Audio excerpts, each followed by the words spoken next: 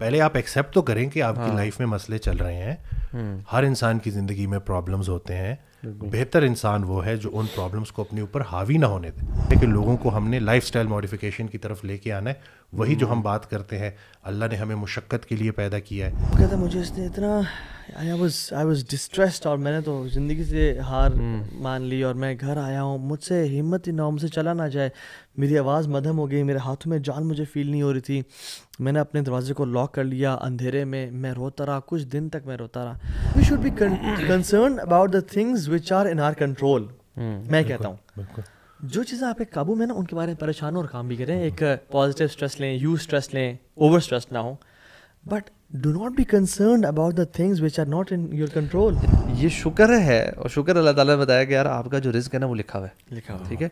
अगर नहीं हो ना लिखा हुआ तो भाई फिर मैं तो हर वक्त कंपैरिजन करूंगा, मैं कितनी मेहनत कर रहा हूँ, दूसरा कितनी मेहनत कर रहा है, हम तो इस कंपैरिजन में लगे रहेंगे, फिर मेरी मेहनत ज़्यादा, मेरा रिस्क क्यों कम आ रहा है, या उसकी कम की वजह से ज़्यादा क्यों है। This will just stress us out so much. Attacks होते भी, आई नो समवन जिनके साथ ही हुआ है, यू नो, एक पैनिक अटैक हो गया ना, अब वो उसकी जो पैनिक अटैक होने से पहले जो सिम्टम, जो फीलिंग्स आई थी ना, अब वो नॉर्मल सी फीलिंग्स थी, थोड़ा सा जैसे होता है ना सांस फूल जाना है, बिल्कुल इस तरह की ऑरा सा होता है ना। लेकिन उसके बाद फिर वो अब वो जब भी वो कहते हैं कि जब भी वो थोड़ा सा भी वो सिनेरियो सिमिलर होता है ना, उनको लगता है पैनिक अटैक, और उसके बाद मल्टीपल अटैक्स हो गए जस्ट थिंकिंग कि मुझे पैनिक अटैक आने वाला है, and it resulted in actual panic attack. इसमें होता ये कि मैं खुद भी एंग्जाइटी के एक फेज से गुजरा हूँ। ये होता है कि व्हेन यू आर वरिड कि मुझे वो दोबारा ना हो जाए ना, ये जो वरी है ना कि मुझे दोबारा ना हो जाए, मुझे दोबारा ना हो जाए, और आप हर चीज़ ना जहन में कनेक्शंस बनाते हो, उस वजह से मुझे हुआ था, उस वजह से मुझे हुआ था, पूरे पैकेज बनाते कि क्यों अब होने लगा है, क्यों होने लगा है। और फिर आपका ना जहन उससे ना यानी एक कनेक्टिविटी डेवलप कर लेते हैं कि जब ये फेज़ आया तो उसमें वही हार्ट बीट तेज़, वो बंदा जो 100 सीढ़ियाँ चढ़ ले तो सांस नहीं चढ़ता, वो 5 सीढ़ियाँ चढ़ता है उसको सांस चढ़ना शुरू हो जाता है। हार्ट बीट इतनी तेज़ कि हर टाइम 24/7 हार्ट बीट तेज़ है। फिर होंठों का सूख जाना, प्यास लगना, बार बार वॉशरूम का आना, और अगेन यानी लोगों से बात करने की कॉन्फिडेंस शैटर हो जाना, सेल्फ एस्टीम लोअर हो जाती है। और यानी अल्हम्दुलिल्लाह I am a confident person, लेकिन जब मैं उस फेज में था ना, I never used to talk. मैं चाहता मैं अकेला रहूं, घर पे मेहमान ना आए, कोई फ़ोन बजना ना दिल की धड़कन तेज, ओह ये क्या न्यूज़ आई होगी, सुभान अल्लाह ब्रो। इवन घंटी का बजना बाहर कोई आफत आ गई है, serious fear of the unknown. So ये एग्जैक्टली जो है ना, ये पता है वसीम, इसमें कुछ लोग ऐसे भी हैं, those who wake up with anxiety, यानी the life is normal completely fine, but when they wake up at a panic attack तो मैं नहीं कहूँगा, but anxiety attack।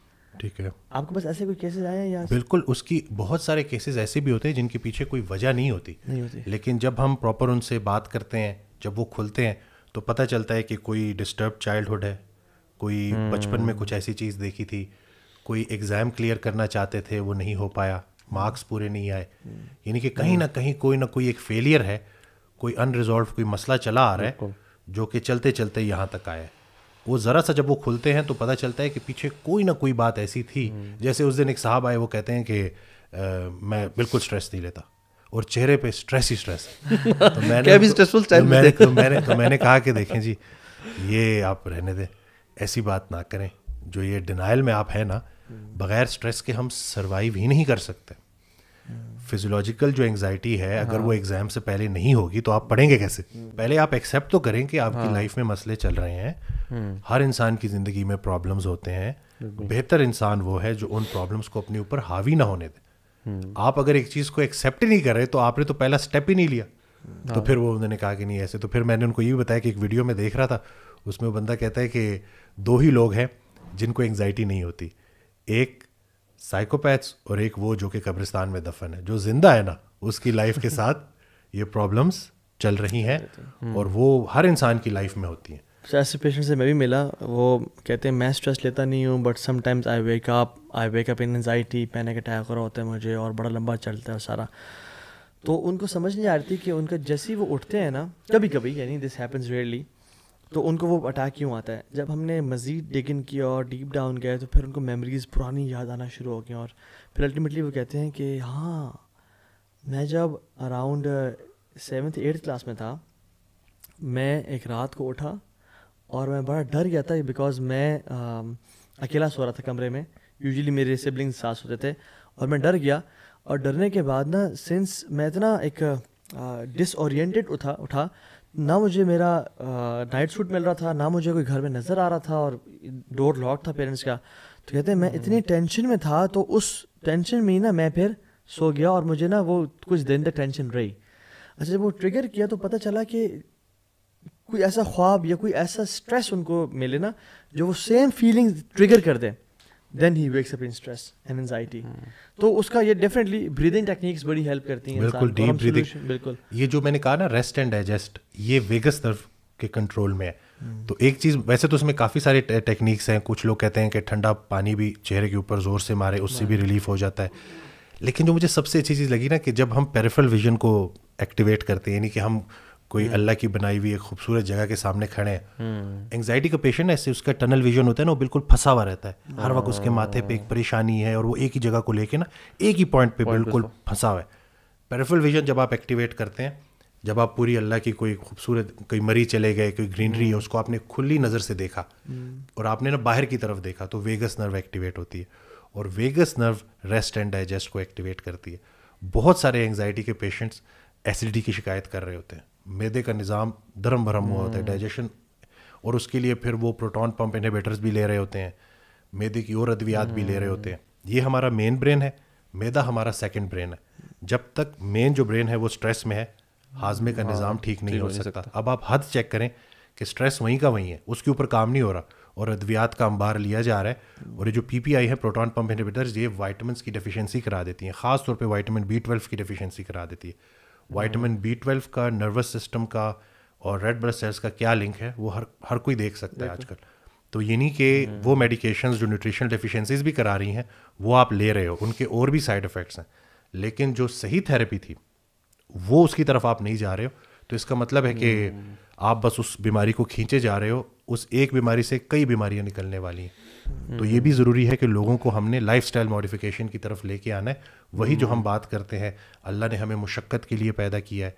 एक्सरसाइज करने से वो जो एपिनेफ्रीन और एपिनेफ्रीन रिलीज़ हो रही होती है, ये जो फाइट एंड फ्लाइट में जो हार्मोन, उनको हम यूज़ कर लेते हैं, उससे यह है कि वो एंग्जाइटी हमारे ऊपर हावी नहीं होती। और ये माइंड जो है हमारा, जैसे इतनी पावरफुल चीज़ है ना, सुभान अल्लाह। ये जो प्लेसिबो का जो पूरा कॉन्सेप्ट है, ये इतना पावरफुल है। There was this I think chemical और कोई biologist, I don't remember exactly, he was working at, कहते हैं मैं फार्मेसी में, हम लोग रिसर्च करते थे मेडिकेशन की। तो ही वाज टेलिंग कि मैं कैंसर की मेडिकेशन और मेजर बीमारियों की ना, उस पर हम टेस्ट करते थे, कहते हैं बनाते थे, फिर हम एक टेस्ट ग्रुप होता था, कहते उनको हम मेडिकेशन देते, फिर हमने एक उसका पार्ट टेस्ट ना हमने प्लेसिबो भी देना होता था सिमिलर साइज ग्रुप को। तो कहते हैं जनरली जो मेडिकेशन हमने बनाई उसका इफेक्ट होता था 75, सक्सेस रेट ना 75% के लगभग। कहते जो प्लेसिबो का है ना, कहते हैं वो कम से कम भी ना 25 to 30 है, कहते हैं इन सम केसेस 40, 50, 70, 75, मतलब एग्जैक्टली द सेम इफेक्ट जो दवाई ने इफेक्ट किया है, प्लेसिबो का एग्जैक्टली सेम इफेक्ट है। मेरी अपनी स्टोरी है कि फाइनल ईयर में था मैं, तो ये कैसर भाई थे, वो ट्रेनर थे ना, बड़े अच्छे ट्रेनर, बड़ी मोहब्बत दिखाते थे, बड़ा अच्छा वो ट्रेन करते थे। तो एक दिन मैं जिम गया, तो मेरे एनर्जी लेवल्स बहुत गिरे हुए थे और मैं बिल्कुल वर्कआउट के मूड में नहीं था। तो मैंने कहा कैसर भाई आज वर्कआउट नहीं होगा, आज मैं छुट्टी करता हूँ। कहते हैं वर्कआउट करोगे, मेरे पास एक टैबलेट आई है, वो इतनी पावरफुल है कि वो तुम खाओगे तो तुम ऐसा वर्कआउट करोगे। पहले उन्होंने 15 मिनट मुझे सिर्फ उस टैबलेट की जो है ना तारीफ फजाइल बताए। उसके बाद जब मैंने वो पिल ली, उसके बाद कहते हैं कैसा बेहतर महसूस हो रहा है। 15 मिनट बाद ना मैं ऐसे चार्ज था ना, और मैंने ज़बरदस्त वर्कआउट किया। साथ मेरे दोस्त भी था। जैसे ही हम वापस पहुंचे तो मैंने कहा यार सिकंदर क्या ही कोई ज़बरदस्त, ये पूछो ये कौन सी विटामिन थी, क्या था? तो कहा कि यार अमाइनो एसिड की टैबलेट थी, वो वैसे ही तुम्हारे साथ मजाक कर रहे थे, उन्होंने सिर्फ तुम्हें जहनी तौर पे इस चीज़ के लिए तैयार किया था। और यकीन जाने कि वो जब उन्होंने मेरी वो 15 मिनट प्रॉपर वो साइकोथेरेपी की या जो मेरी काउंसलिंग की, तो मेरे वो जो एनर्जी लेवल जो ड्रॉप हुए हुए थे वो प्रॉपर तरीके से वापस आ गए। तो शायद पढ़ाई की वजह से उसका स्ट्रेस होगा कि उस दिन मैं बेहतर नहीं महसूस कर रहा हूँ, लेकिन एक बंदे के साथ बैठ के सिर्फ प्लेसिबो उसने मुझे एक दिया, बराए नाम एक दवाई दे दी, और सिर्फ ये बता के किसके क्या क्या फ़ायदे हैं, और मुझे उसने ये बावर कराया, यकीन कराया कि इससे तुम्हें फ़र्क पड़ेगा और फ़र्क पड़ेगा। ये ऐसे ही है कि हम लोग अक्सर ना वो डॉक्टर होता है ना वाइट कोट में है, और वो डॉक्टर उस माहौल में बैठे तो हम ब्लाइंड ट्रस्ट कर रहे होते हैं। अगर वही डॉक्टर ना हमें किसी कैफ़े में मिल जाएगा ना नॉर्मल जीन्स पहन के, तो हम शायद उसको ट्रस्ट नहीं करेंगे. यू नो इट्स दी हमारा the way our brain works is that हम अगर अथॉरिटी से बात आ रही है और वो उस हमें लगता है हमारा बिलीफ सिस्टम उस पर है ना, मानते हैं हम, तो उसका इफेक्ट हमारे पे होगा. अगर हम नहीं बिलीव करते ना इट विल अफेक्ट अस, तो वो नहीं इफेक्ट करेगा, चाहे वो दवाई क्यों ना हो. एक वो केस स्टडी भी बड़ी डिटेल में आती है ना कि वो जो नॉर्मन कजन था, उसको एक दिन नॉर्मल जा रहा था अपने ऑफिस वगैरह, तो उसको ना पेन हुआ, डायग्नोज हुई, स्वेलिंग भी थी स्टमक में, वो चला गया. ये पूरा डॉक्यूमेंटेड केस है. और वो गया तो डॉक्टर्स ने कहा कि हल्की सी पेन थी but he was doing fine. Doctors ने कहा आपको तो स्टेज 3 या कैंसर है, स्टेज 4 या 3 बोला उन्होंने. तो वो कहते हैं मुझे वाकई में, कहते हैं हाँ भाईजान आपके पास तो सिर्फ अराउंड 1 month to 1.5 months रह गए ज़िंदा रहने के लिए.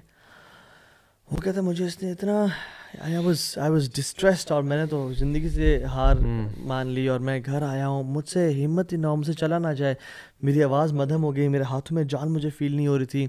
मैंने अपने दरवाजे को लॉक कर लिया अंधेरे में, मैं रोता रहा, कुछ दिन तक मैं रोता रहा. मेरी फैमिली मुझे नॉक करती रही, निकले, मैं नहीं. अच्छा, मेरा वेट लूज़ होने शुरू हो गया, मेरे होंठ ड्राई होने शुरू हो गए, मुझे अजीब से ख्यालात कि मैं चला गया, मेरे बच्चों को कौन देखेगा, मैं मरने वाला हूँ, और सारा ठीक है. कहते हैं जब 1-1.5-2 दिन गुजरे तो मैंने सोचा कि मैं तो बड़ा फिट एंड फाइन ऑफिस जा रहा था, काम पे जा रहा था. वो तो जब से मुझे न्यूज़ मिली है मैं लेट गया हूँ. अगर मुझे न्यूज़ ना पता चलती तो आई वॉज डूइंग फाइन. तो उसने कहा कि I will not gate chemotherapy, और मैं ऑफिस से कहा कि मुझे 3 महीनों की छुट्टी चाहिए. एंड ही सेड कि जो टाइम मेरे पास बचा है ना, I will enjoy my life, I will spend this time with my family, with my kids. मैं अपने पेरेंट्स को बुलाऊंगा and I will have a blast. और फिर उसमें ये भी आता है कि उसने कॉमेडी मूवीज़ देखी और सब कुछ, लाफिंग थेरेपी जो है ना वो उसने की, बड़ी प्रैक्टिस. अच्छा, लॉन्ग स्टोरी शॉर्ट, वो इस तरह रहा. तो तकरीबन 1.5 महीने गुजरे ना, उसने कहा कि यार ये नो कि खुदा न खासा मैं कहीं गिर जाऊँ. He was non believer. तो मैं चेक तो कराऊँ कहाँ तक पहुँचा. तो जब वो गए तो उन्होंने टेस्ट किया, उन्होंने कहा कि आपने कौन सी मेडिकेशन ली है. कहते मैंने कोई मेडिकेशन, ना कीमोथेरेपी, ना कुछ करवाया. कहते हम दोबारा टेस्ट करेंगे, आपके probably the test results are not correct. दोबारा टेस्ट किए, there was no symptom of cancer. So एक उस पर टाइटल है ना उस रिसर्च का, a man who laughed his way out. ठीक है, उसके नाम से, यानी उसने हंसते हंसते पॉजिटिविटी के साथ. इवन स्नेक बाइट एक्सपेरिमेंट भी है जिसमें एक बंदे को कहा गया कि हम आपको स्नेक बाइट देंगे, ठीक है, आपको एक स्नेक बाइट करेगा और जैसे ही करेगा तो हम आपको उसका एंटी वेनम जो है ना वो लगा देंगे, आप ठीक हो जाएंगे इंशाल्लाह. ठीक है. तो उन्होंने पट्टी बांधी, उसको लटाया पूरे एक रूम में, और उसको ना there was no snake, there was nothing. उन्होंने सिर्फ 2 नीडल्स ना उसको ऐसे चुबाई, प्रिकी, सिंपल हाइजीनिक नीडल्स, प्रिकी. उसे चीखा चिल्लाया, ये वो मुझे सांप काट गया, मुझे बचाओ, ये वो. कहते दो ना एंटीवेनम, दो ना सर. उन्होंने कहा एंटीवेनम हमको नहीं देंगे, लेट अस सी कि क्या रिजल्ट होता है. वो इतना पैनिक में, and he died. Yes, he died. और जब उन्होंने आगे उसको बड़ा डेडली एक्सपेरिमेंट कर गया. Yes, he died out of the shock. और वो सब कुछ जब उन्होंने उसका वो किया ब्लड, यानी उसको बायोप वो सारा किया, पोस्टमार्टम किया, उसके ब्लड टेस्ट लिए, there were signs of poison in his blood without having a snake bite. क्यों? क्योंकि इंसान को जो माइंड है ना, जितना ये प्रोसेस करता है, जितना यकीन के साथ ना, इवन उमर बिन खत्ताब ने कहा था ना कि my heart is at peace, I know what is going to hit me can not miss me, and what is going to miss me cannot hit me. So we should be concerned about the things which are in our control. मैं कहता हूँ जो चीज़ें आपके काबू में ना, उनके बारे में परेशान हो और काम भी करें. एक पॉजिटिव स्ट्रेस लें, यूज स्ट्रेस लें, ओवर स्ट्रेस ना हो, but do not be concerned about the things which are not in your control. इस्लामी जो कॉन्सेप्ट है ना कदर का, मैं कहता हूँ कि सुभान अल्लाह, लोग बल्कि इस पे कंफ्यूज होते हैं कि यार जो इस तरह क्यों है.